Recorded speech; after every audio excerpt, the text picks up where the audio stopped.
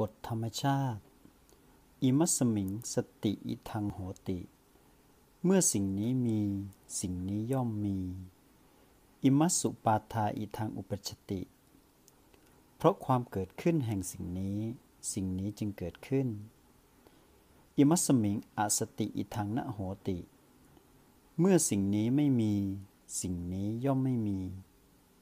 อิมัสสะนิโรธาอิทังนิรุชฌติเพราะความดับไปแห่งสิ่งนี้สิ่งนี้จึงดับไป